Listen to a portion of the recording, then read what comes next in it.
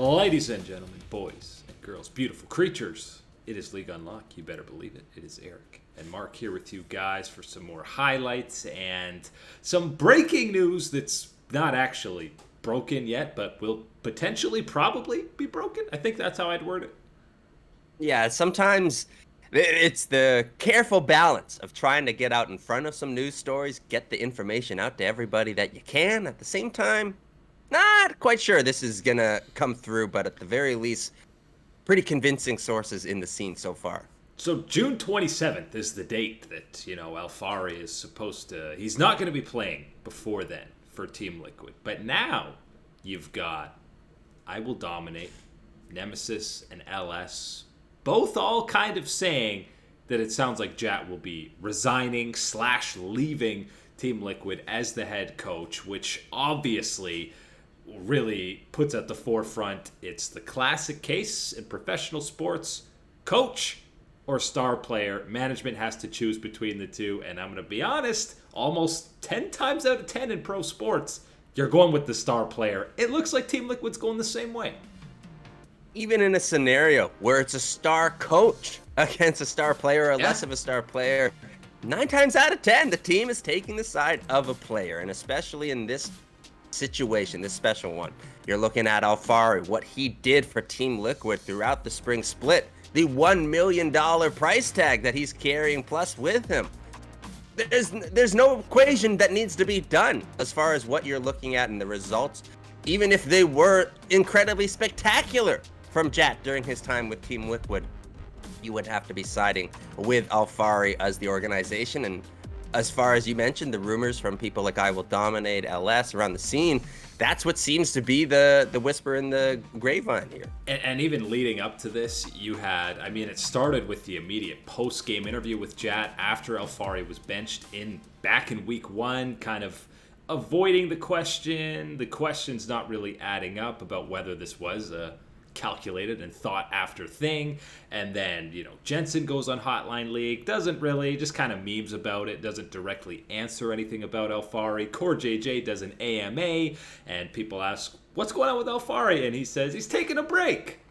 I don't believe Alphari was voluntarily taking a break from the starting lineup. Only someone as pure-hearted as Core JJ could describe it as just a break and leave it at that in the situation. It's very complex when you examine how they're going to go about this and how they're going to go from it. I think one of the things that you did mention, kind of going over the history of how the situation unfolded, is maybe not exactly being as upfront or direct as possible to the community and explaining the decision. Could have been something that would have helped the understanding, I think, from a lot of people, or be more so on Jatt's side in this type of, Jatt's side in this type of choice situation. But again, at the end of the day, this is something that, as you heard with I Will Dominate LS, we've heard it from other people. Not everybody has been a super big fan of some of the things that Jatt has wanted to put through with Team Liquid, some of the ideas, some of the strategies. And this is obviously a continuation of some of that, and to the absolute pinnacle peak of it.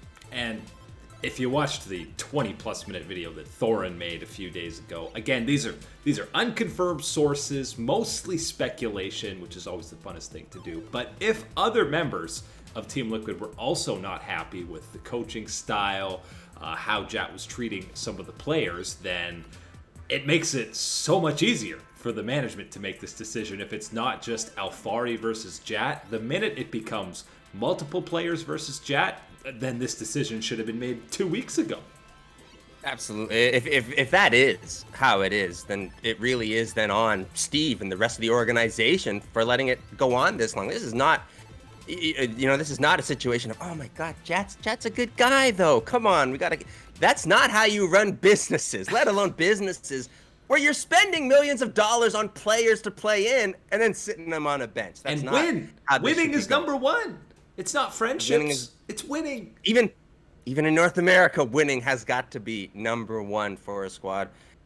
Doesn't seem like that has been it for Team Liquid, which is so strange given the competitive fire that is with players like Alphari, Jensen in the mid lane, even our friendly core JJ down at support, always wanting the very best. This is going to be an interesting fallout to see how it goes, let alone for what happens and is the replacement coach, and stepping up, whether from within or outside for Team Liquid. And then what's going to happen for Jatt afterwards? Does he, move back towards Riot? Does he move back towards the casting role? Or does he want to stick it out with coaching and try out again for another opportunity? Yeah, because they were very successful, right? In his first year with them, they were going to Worlds in their first split. Even with a substitute jungle, they got to Game 5 against Cloud9. Even though they haven't won anything, it's been a relatively successful couple of splits with Jatt at the helm for them. I imagine they're probably just going to be promoting Cold, who's been the assistant coach for them, or maybe Spawn, who's been the working with the academy squad. I can't imagine who are they going to get outside of the team in the middle of the season like this. That is really the thing, and especially with someone like Reaper already snatched up by 100 Thieves this past off season, that's not going to be there for an opportunity. And as you said, with options like Cold and Spawn in the organization already and what they've been doing, that's where I would look. That would be the two that I think you would have to tap on for the next opportunity. I hope we see Alphari this weekend. It's just insane to me that this dude is not playing, and it would have been tough for Jatt, I imagine, coming into the team like Team Liquid, because, okay, you have somebody like Tactical that you could maybe groom, but outside of that, these are all veterans who are very set in their ways and honestly unmatched when you're talking about game knowledge. A guy like Core JJ, who's obviously a world champion. Jensen's been playing in the LCS for 6 years at an incredibly high level, and even a guy like Alphari on some less than stellar teams in EU. It's got to be hard to kind of come in and immediately demand respect from players that are so established already. That's something that is very important for the community to keep in mind with this type of choice, that if we do see Jatt continue down the coaching path and whatever opportunity will be presented to him, is using this as a learning opportunity, because you better believe the way that he has handled personalities, players, everything of that regard, the veterans with Team Liquid, are lessons that he would have had to have learned right there on the spot. Because there's no way you can look at Jatt's past and his history and tell me that these are the type of situations that you're going to be perfect at handling right away. So obviously, yes, not handled the way that you would have wanted, expected, all these type of things. Looking back and being salty about it is not going to help taking that next step forward with your best foot forward. That's what to do. We'll monitor this situation as it evolves, but I don't think it matters who the head coach is. The minute Alphari steps back into the starting lineup, Team Liquid becomes a better team. No questions. Nah, no questions. Hey, Sven, he's back in the lineup for Cloud9, and we're already feeling that hype again. Exactly. So let's get the Alphari treatment for Team Liquid once again. So perhaps the announcement tweet from Sven was actually truly 200 IQ, because it looks like they both might be coming back to the LCS. We did have some games today. This was a little bit a new thing we threw in and had to talk about. But if you wanted to watch a movie this morning, didn't have the best plot line, but you could have watched T1 versus Nongshim, especially Game 1. We're talking 70 minutes, Mark. What is with T1 as an org playing 70-minute games? 70-minute games that leave you feeling extremely unfulfilled at the end of the day. If we're talking movies, this might be the last Star Wars movie. Man, this is not a good one. Bad ending. You don't wrap up all the loose ends. Yikes, this was not the performance that any T1 fan needed ever. And then let alone, again, after what happened against Live Sandbox, this was not the continuation, not the improvements that you wanted to see bouncing back for T1. This was like, we're expecting the trampoline effect to bounce back up. Just sunk right through the springs broke. The springs broke on the trampoline. There were 6 Barons in this game, 9 Dragons, 3 Elder. When do you ever see 3 Elder Dragons picked up in a game and the team can't close it out before then? It was just constant trading. There wasn't even tons of fighting in this game, and if there was, it was 1 kill, 2 kills traded in them. It was just, okay, we'll get Baron, you get Elder, and just kind of moving around the map for 40 minutes. And the worst thing to me is at times there's just sloppy choices and execution on the T1 side that you're looking at. You talk about how long this game went on, how many different objectives there were. Well, Teddy's on a Senna. Teddy's doing fine. He's picking up the souls. He's getting that range. And all of a sudden, you're like, okay, this is it. You just got to tag him from a whole screen away. We're going to get this, fight started the right way. Why is Senna fighting in melee range? Yeah, and all these fights that come by later. I think that's maybe the craziest thing of all the crazy stats from this game. A 70-minute game with a Senna in it, and the Senna loses? Huh? Yeah, what? Bonkers stuff. And then we get to the other part that we need to be talking about is on the complete other side of the map for T1 and Kana, focusing in on that top side. Hey, T1 said, look, we got to make some bold choices at some points in this series. They said, we want a Viego. Not Faker's Viego. We want Kana's Viego. Okay, I'm not buying it, but all right. Gets into lane, and it's spoiled goods, my man. He's losing to Rich in lane. I can't count how many people this split have lost to Rich in lane if he's not on Aatrox. Yeah, the Nocturne matchup in that second game, and then we end up getting Faker on the Renekton, and you know what? I'll give the one credit, the one positive to T1. They bounced back from a soul-crushing loss in that first game, and they look in control for this game. They have a Baron, they have the scaling comp, they look like they're ready to close things out, and then they go all in on a set to try and engage on him, get caught out. Teddy gets blown up eventually on the Jinx, and this game and series was fully cemented when Gory, former sub of T1, is solo killing Faker and then flashing the T1 emote. Oh, that is painful. I'm not going to do the deep dive and go, oh my God, that tilted Faker. You know what? I think Faker, on the outside looking in, strong enough to see that. He has seen all sorts of flame. He can take it, handle it, move on. But I'm telling you what, you see that happen to Faker, and you're one of the other 4 members of T1? I think you're starting to tilt yourself a little bit, feeling a little nervous, everything else. And they look nervous on some of these last team fights where Nongshim got back into this game. It's a lot of criticism for T1, deservedly so for this series. But let's put some credit to Nongshim because they're 4-1 now. They played that close series against Gen G. Peanut got his 1000th LCK kill, the only jungler, full-time jungler, to do that. Score obviously did it, but played AD carry for a while. And Gory now has 600 MVP points, which is first. It's not Chovy, it's not Showmaker, it's not Khan, it's Gory leading the way right now. Hey man, grab that Shin Ramen. It is a Nongshim summer for the boys on the Red Force.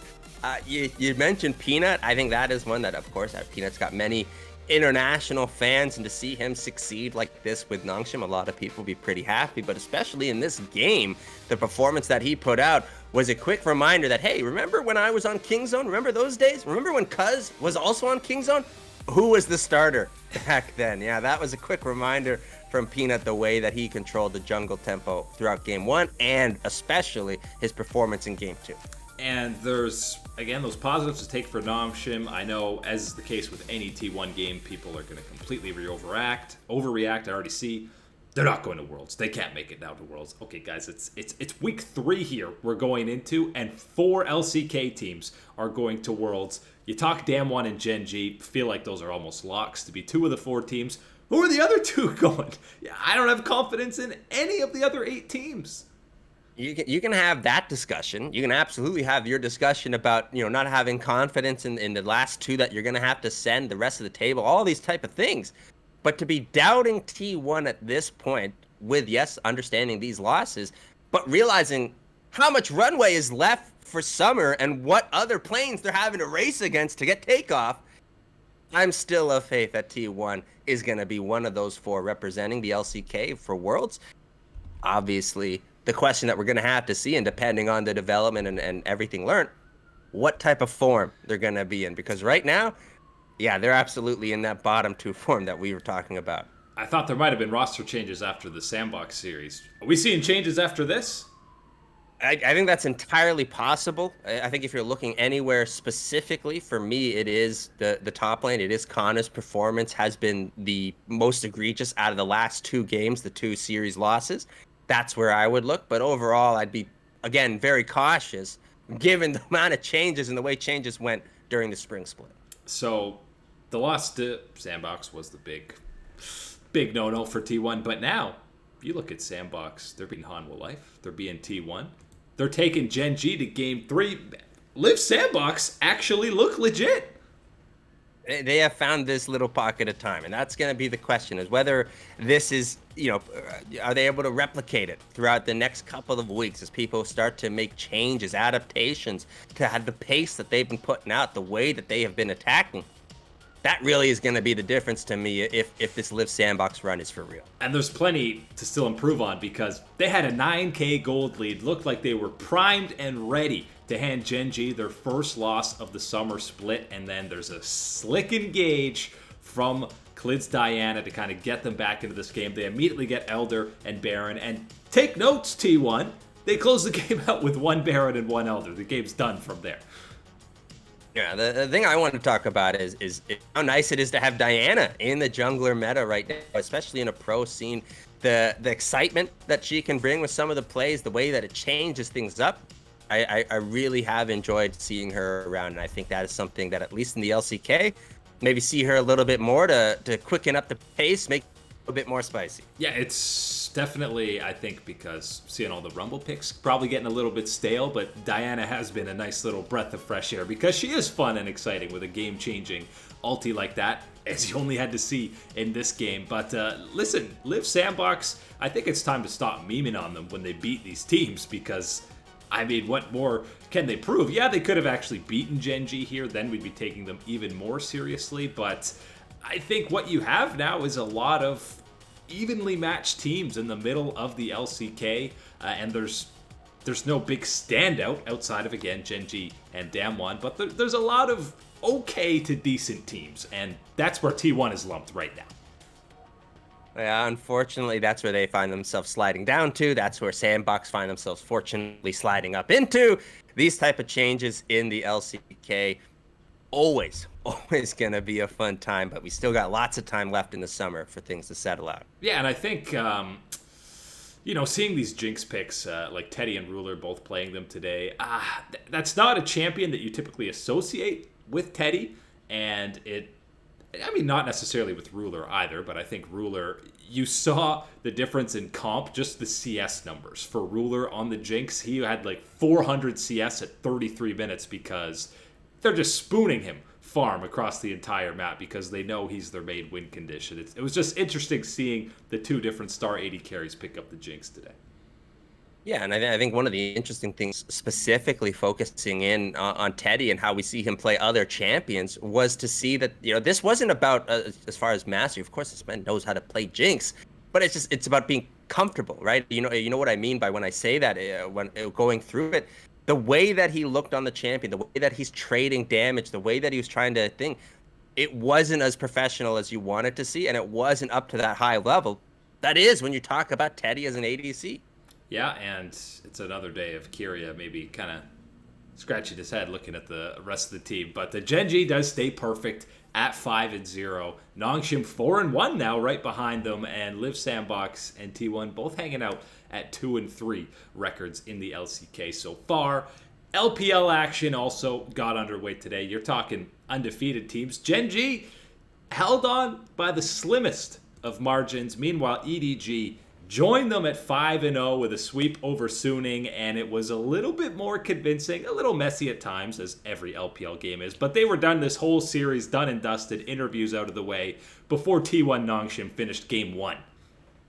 Yeah, it was quick, done, dusted, out of here for the EDG boys. And once again, what we have been talking about since the summer has started, it was Flandre playing a good performance in that top side, Scout making some carry moves.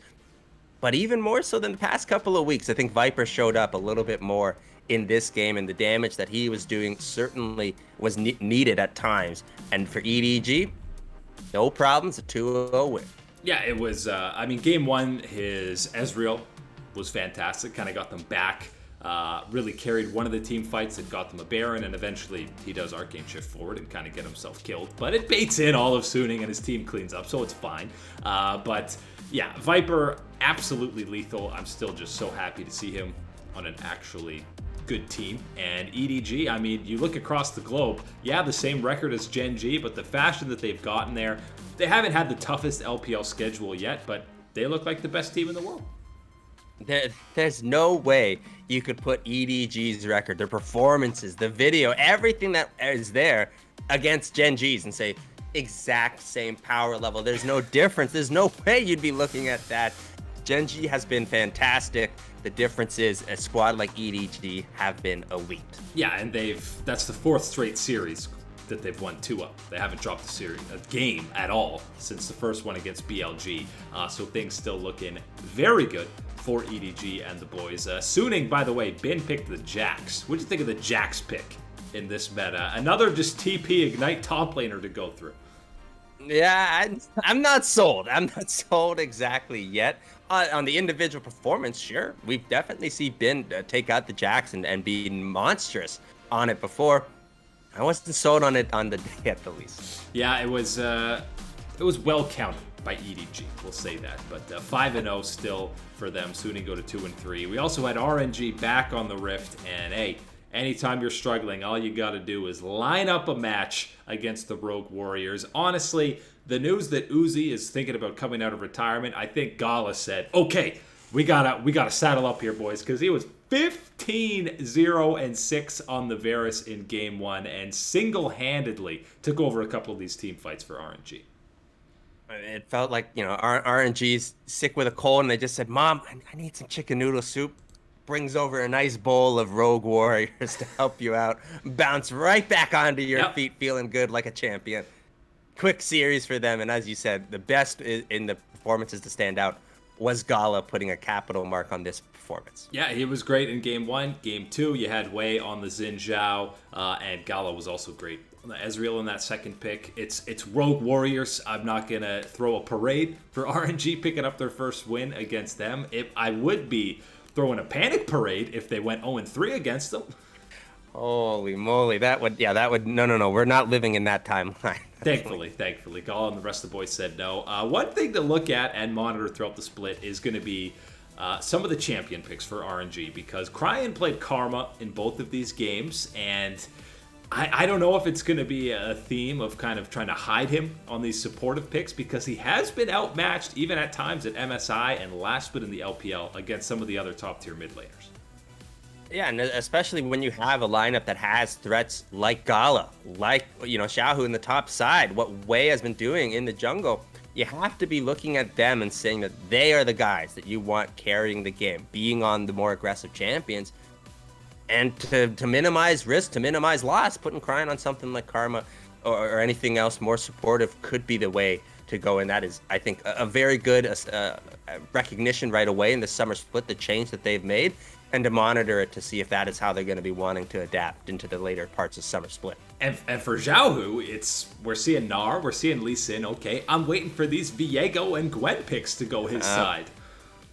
That's the thing. We're waiting for a little bit more explosive power handed towards Xiaohu in that top side.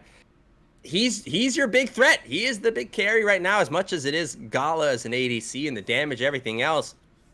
Really is that X factor is what Xiaohu can do for you in that top lane, in a solo lane matchup.